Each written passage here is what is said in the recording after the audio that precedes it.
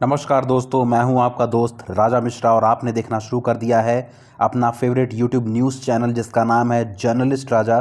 तो फटाफट से नेशनल और इंटरनेशनल खबरों के लिए तैयार हो जाइए। मैं डेली धमाकेदार हेडलाइंस लेकर आता हूं इस चैनल पे, तो प्लीज़ चैनल को सब्सक्राइब ज़रूर से कर दीजिए आप। प्रधानमंत्री मोदी आज बिहार के दौरे पर पहुंच चुके हैं। आज वह बिहार वासियों को साधने के लिए मंच पर, पूर्णिया के मंच पर गए। प्रधानमंत्री ने भगवान राम के नाम से अपने संबोधन की शुरुआत की है। वहां पर फिर मोदी ने कहा कि शक्ति का विनाश को सोचने वालों का अंत ज़रूर होना चाहिए, ऐसा उन्होंने इंडी गठबंधन की तरफ इशारा करते हुए कहा है। और आपको बता दूं कि जैसे ही प्रधानमंत्री मोदी बिहार पहुंचे, मतलब स्टेज पे पहुंचने वाले थे, तो जनता वहां पर भारत को एक हिंदू राष्ट्र बनाने की भी मतलब कि जिद कर रही थी प्रधानमंत्री से, लेकिन प्रधानमंत्री ने उन पर ध्यान नहीं दिया है। इस बात पर उन्होंने अपना भाषण जारी रखा है इसके बाद से। जैसा कि मैंने बताया, प्रधानमंत्री आज बिहार के दौरे पर हैं। वहाँ पर संविधान बदलने की बात पर प्रधानमंत्री गरज पड़े। उन्होंने कहा कि यह तो बाबा साहब यानी कि भीमराव अंबेडकर जो थे वह भी उसे नहीं बदल सकते हैं संविधान को, तो फिर हम, आप और भारतीय जनता पार्टी क्या है उनके सामने कि जो संविधान को बदलेगी। ऐसा उन्होंने इस वजह से कहा क्योंकि बहुत से लोग बोल रहे थे, जो जनता है वह सवाल उठा रही थी कि जो भारतीय जनता पार्टी है उसने संविधान को बदल दिया है। ऐसा इसलिए क्योंकि बहुत से कानून नए आ गए हैं भारतीय जनता पार्टी के राज में। तो ऐसा जनता ने सवाल किया कि भारतीय जनता पार्टी ने, मोदी की सरकार ने जो संविधान है उसे बदल दिया है। लेकिन मोदी ने इससे नकारते हुए कहा कि ऐसा तो अब दोबारा खुद अगर बाबा साहब भीमराव अम्बेडकर होते तो वो भी नहीं करते, तो फिर हम क्या है कि हम इसे चेंज करेंगे। ऐसा कुछ इमोशनल मतलब कि हो रहा था। आज बिहार में ड्रामेबाजी चल रही थी स्टेज पे। अयोध्या में नवनिर्मित भगवान राम का जो मंदिर है वह दिसंबर 2024 तक पूरा हो जाएगा, ऐसा मानना है ट्रस्ट के अध्यक्ष का। उन्होंने बताया है कि जो अभी काम चल रहा है मंदिर में वह अभी आधे से बहुत ज़्यादा तक हो चुका है। मतलब आप समझ सकते हैं कि 80% तक काम पूरा हो चुका है मंदिर का।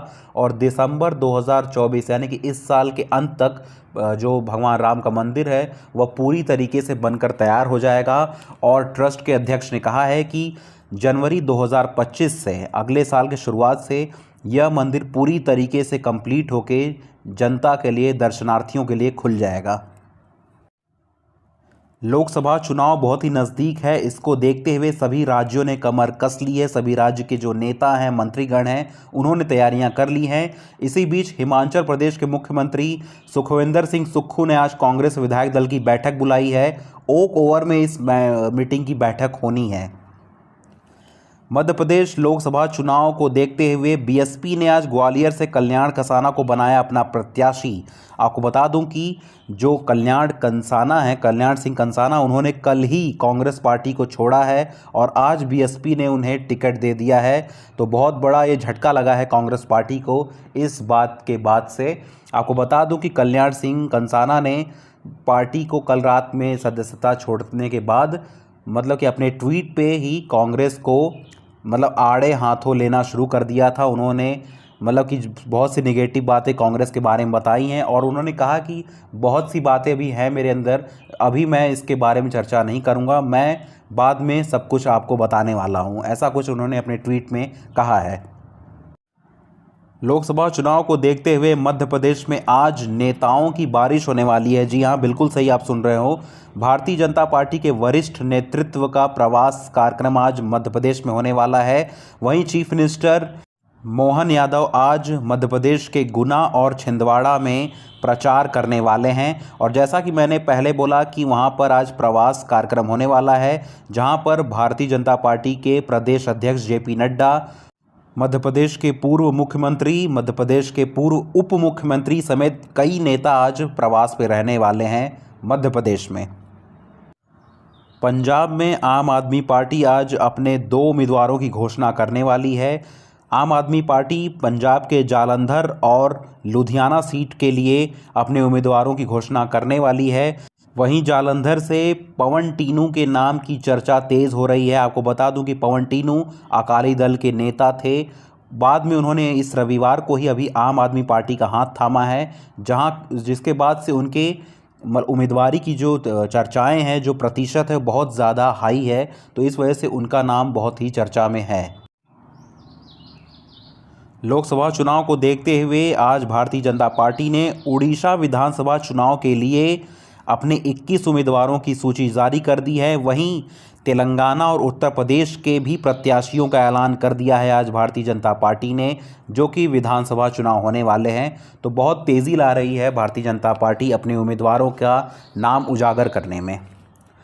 ORF का एक रिपोर्ट आया है सामने कि साल 2028 तक सेवा के क्षेत्र में होगा सबसे अधिक रोजगार का सृजन।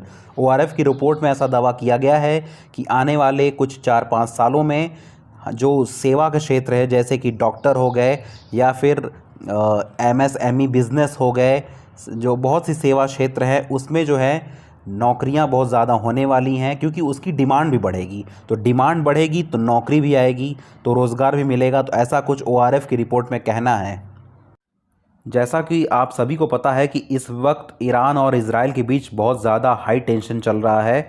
इजराइल ईरान संघर्ष से यूनाइटेड नेशन चिंतित हो चुका है।